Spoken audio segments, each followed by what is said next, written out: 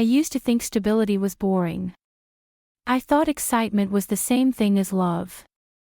And now, I sit here with a single suitcase, watching the man I took for granted live in the home we once shared, with our dog curled up at his feet, and I have nowhere to go. If you had met me a year ago, you probably would have thought I had it all figured out. I was in my late 20s, ambitious, chasing promotions at work, living in a beautiful little house that felt like the beginning of forever. And by my side was a man everyone told me was one of the good ones. He was steady, kind, dependable in a way most women dream of.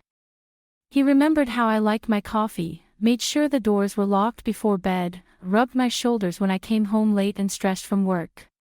He never made me question whether I was loved. With him, I was safe. But somewhere along the way, safe started to feel like suffocating. I'd scroll through social media, see stories of whirlwind romances, passion that made people lose their breath, fights and makeups that looked like movie scenes. Compared to that, our nights in with takeout and Netflix felt dull. I told myself I was too young to already feel this settled. That maybe I had settled too soon. The truth? I was restless. And instead of facing that honestly, I started looking for sparks in places I shouldn't have. I remember sitting across from him at dinner one night.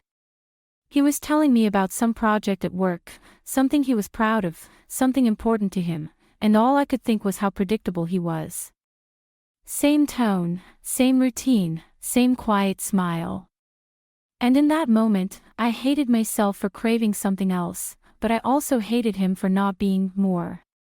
It wasn't that he wasn't enough. It was that I had convinced myself I deserved excitement, the kind that kept me on edge, that made me feel alive. I confused chaos for passion. I mistook calm for boredom. And that mistake, it cost me everything. Looking back now, I see the cracks. The moments where he reached for me and I pulled away. The way he started planning little surprises, only for me to roll my eyes because they weren't big enough. The way his love stayed steady while mine grew restless. I didn't realize it then, but I was building the path to my own downfall, one selfish thought at a time. And soon, that path would lead me to the moment where I opened my mouth, and in one reckless sentence, destroyed everything we had. When I first met him, I thought he was everything I had ever wanted. He wasn't flashy, he wasn't the loudest guy in the room, but he had this quiet confidence about him. He worked hard, treated people kindly, and most importantly, he treated me like I was his entire world. It didn't take long before we built a life together. Within a couple of years, we moved into a house, our house, or at least that's how I thought of it at the time. He bought it in his name, but he always said, "This is ours. This is where we'll start our future." Not long after, we adopted a dog. He said he wanted us to feel like a family, and the day we brought that puppy home, I remember feeling a surge of love I couldn't explain. In the beginning, I was grateful. I bragged to my friends about how lucky I was, how he did all the little things that mattered, filling my car with gas before I had to ask, cooking dinner when I worked late, kissing my forehead before bed. He was dependable in a world that often felt chaotic. But then something shifted. Or maybe I shifted. As the months went by, I started noticing the things we didn't have instead of the things we did. Where were the butterflies? The spontaneous trips. The kind of passion that made people lose themselves in each other. I told myself that I was too young to already be living like a married couple in our 50s. I started to pull away, little by little. I'd go out with my friends and complain that maybe I had settled too early. I compared him, quiet, steady, predictable, to other men who gave me attention. Men who flirted with me, who made me feel wanted in a different, more thrilling way. It wasn't that I wanted them, but I wanted the feeling. The chase. The drama. He noticed. Of course he noticed. He tried harder, in the only way he knew how. He started planning surprise date nights, picking flowers from the garden and leaving them on the counter, showing up at my office with lunch. But instead of melting my heart, it irritated me. I told myself he was being clingy, desperate. That he was smothering me instead of exciting me. Looking back now, I realize how blind I was. He wasn't being clingy, he was fighting for me. He was trying to remind me of the love I once believed was enough. But at the time, all I saw was a man who couldn't give me what I thought I wanted. And I didn't realize that while I was out searching for excitement, I was pushing away the one person who made me feel safe in this world. It started with something small, like most disasters do. A coworker, funny, charismatic, unpredictable. He wasn't even my type, but he knew how to make me laugh, how to make me feel seen in ways I had started to convince myself my boyfriend couldn't. At first, I told myself it was innocent. Just conversations, harmless attention.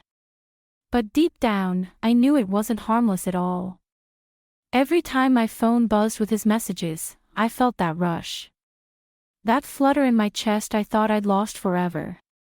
It was intoxicating, like a drug I didn't want to admit I was hooked on. And with every secret smile, every reply I sent back, I was investing less and less in the man waiting for me at home. The night it all came crashing down, it wasn't planned. We were arguing about something stupid, something that had nothing to do with what was really wrong between us. He was upset that I'd been distant, that I never wanted to spend time with him anymore. And instead of owning my guilt, instead of telling him the truth gently, I lashed out. The words came flying out of my mouth before I could stop them. You don't excite me. I've found someone who does. The silence that followed was deafening. I'll never forget the look in his eyes. It wasn't rage. It wasn't even disbelief. It was this quiet, soul-deep hurt, like I had just taken everything we built and smashed it to the ground with one swing. He didn't scream. He didn't curse at me. He didn't even ask who it was. He just shut down. He stood there for a moment, breathing heavily, his hands trembling slightly, and then without a word, he walked into the bedroom. Minutes later, he came out with a duffel bag. I tried to say something, anything, but my throat was dry. He didn't look at me when he left. He didn't slam the door. He just closed it behind him as if he was sealing something shut forever. For 2 days, I didn't hear from him. No texts. No calls. No angry outburst, no begging me to explain. And that silence gnawed at me more than any argument ever could. Part of me felt liberated, like maybe this was it, the start of the passion and thrill I had been chasing. But the other part of me, the quieter part, was terrified. Because I had expected him to fight for me. To scream, to cry, to demand answers. Instead, he walked away. And in that silence, I started to wonder, had I just thrown away the only person who ever truly loved me? At first, I convinced myself I had done the right thing. That finally admitting what I wanted, what I craved, was the first step towards some new, exciting life. I thought the man I had been texting would sweep me into something passionate, something different. But it didn't take long for the cracks to show. He was fun, sure. He made me laugh, took me on spontaneous outings, said the right things in the moment. But there was no depth. No late-night talks about the future, no steady hand when life got overwhelming, no quiet love that wrapped around me like safety. He was shallow, inconsistent, always half available, half distracted. When I really needed him, he wasn't there. And slowly, the excitement I thought I wanted started to feel hollow. Meanwhile, my boyfriend, my ex, I guess, remained silent. No calls. No texts. He didn't show up begging for me back, didn't send long messages demanding answers. He just disappeared. At first, I thought it was pride. That eventually he'd break, come storming back, desperate to fix things. But days turned into weeks, and instead of hearing from him, I started hearing about him.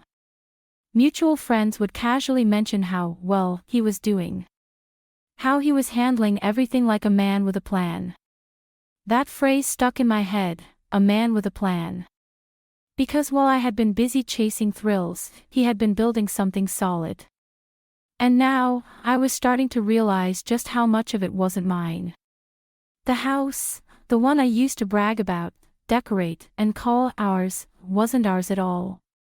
It was his. Bought in his name, with his money. I had just been living in it like a guest who mistook the key in her hand for ownership. The dog, my sweet little companion who used to sleep at my feet, was legally his, too. His name on the adoption papers, his name on the vet forms. I hadn't thought about those details when we brought her home. Why would I? We were a family, or so I thought. Even our finances were separate.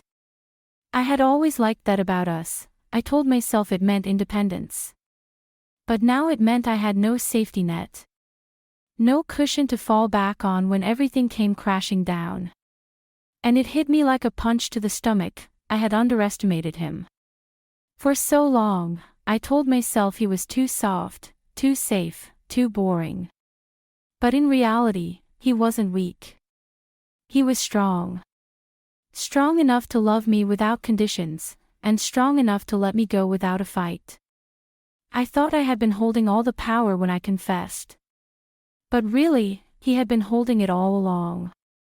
And now, for the first time, I was starting to understand just how much I had lost. I'll never forget the day I walked back into what I still thought of as our home. The key still fit in the lock, but when I pushed open the door, something felt different. The air was heavier, the silence sharper. And then I saw it. My life, boxed up. Suitcases by the door. Cardboard boxes stacked neatly in the living room. My clothes folded, my shoes lined up, even the little trinkets I had left scattered around the house, all of it packed, waiting for me like a cruel reminder. And there he was. Standing in the kitchen, calm as ever, with our dog sitting obediently at his feet. For a second, I couldn't breathe. What is this? I asked, my voice cracking. He didn't yell. He didn't even raise his voice. He just looked at me with this steady, unshakable expression and said, "This house is mine. The dog is mine. You wanted excitement. Go find it. But not here." It was like the floor dropped out from under me. I expected anger. Tears. Maybe even some desperate plea for me to stay. But instead, there was nothing, no begging, no bargaining. Just finality. He had already made up his mind, and there was no space left for me inside it. My eyes darted to the dog, my sweet companion who had curled against me on lonely nights. Desperate, I crouched down and called her name, patting my thigh. "Come here, girl. Come on, let's go." For a moment, she hesitated. Then she stood, wagged her tail, and ran straight to him. She pressed her nose against his leg, looking up at him like he was her whole world. And in that instant, I realized she was right. He was her whole world. He had walked her, fed her, played with her in the yard while I sat distracted on my phone. He was her safe place. Just like he had been mine, until I threw it all away. Tears burned my eyes, but before I could speak, he delivered the final blow. "I've already spoken to a lawyer," he said evenly. "We were never married. Everything, this house, the savings, the dog, is legally mine. You have no claim here." It was brutal, not because he said it cruelly, but because he said it so calmly. Like it was already decided, like I was just another chapter he had closed. I wanted to argue, to scream that I had built this life with him, that I had been here every step of the way. But the truth echoed louder in my mind: I hadn't built it. I had just lived in it, taking his love and stability for granted while I went chasing thrills that meant nothing. And now, karma had come collecting. The man I had dismissed as boring had outsmarted me without even trying. The house I called mine was never mine. The dog I thought loved me more was never really mine either. And the life I had so carelessly thrown away belonged to him, not me. Standing there with my boxes by the door, I felt smaller than I ever had in my life. He didn't need to scream or curse or make a scene. His silence, his composure, his refusal to fight, those cut deeper than any words ever could. Because in the end, he wasn't weak. He wasn't boring. He wasn't clingy. He was strong enough to let me go, strong enough to keep everything he had built, and strong enough to live without me. And me? I had gambled love for excitement. And I lost everything. I used to think love was supposed to feel like fireworks every day. I thought if my heart wasn't racing, if I wasn't constantly on edge with passion, then maybe it wasn't real. I thought stability was boring. Now I know, it was the very thing keeping me grounded. Looking back, I see it so clearly. The little moments I rolled my eyes at, the dinners he cooked, the way he remembered my favorite coffee order, the quiet nights in with takeout and a movie, those weren't signs of boredom. They were signs of love. Real, lasting love. The kind people spend their entire lives searching for. And I had it. I had it right in front of me, and I let it slip through my fingers because I thought I deserved more. The truth is, I wasn't looking for more. I was looking for chaos. For the rush of unpredictability. For the shallow thrill of being wanted by someone new. And for a while, it gave me butterflies. But butterflies die quickly, don't they? And when they did, I was left with nothing but the ashes of a love I had set on fire myself. Meanwhile, the man I thought was weak turned out to be stronger than I ever imagined. He didn't beg me to stay. He didn't fight or scream. He simply drew a line, protected what was his, and walked away from me with a dignity I'll never forget. And the cruelest part. He walked away not just with the house, not just with the dog, but with the love I thought I could replace so easily. He carried it with him, and I will never get it back. Now I see how many of us confuse excitement with love. We chase passion, intensity, drama, thinking it means something deeper. But passion without trust, without stability, without safety, it burns out fast. And when it does, it leaves nothing but regret. Stability, on the other hand, is quiet. It doesn't make your heart race every minute of every day. But it gives you a place to rest, to grow, to build a life on. It gives you roots instead of just sparks. And if I could go back, I would choose roots 1,000 times over. But I can't go back. That's the hardest part of all. So now I carry the lesson, even if it came too late. Sometimes we mistake comfort for dullness, but comfort is where love truly grows. And maybe my story can keep someone else from making the same mistake I did. So tell me, would you rather have passion that burns out fast, or stability that lasts a lifetime? Because I lost mine, and I'd give anything to go back.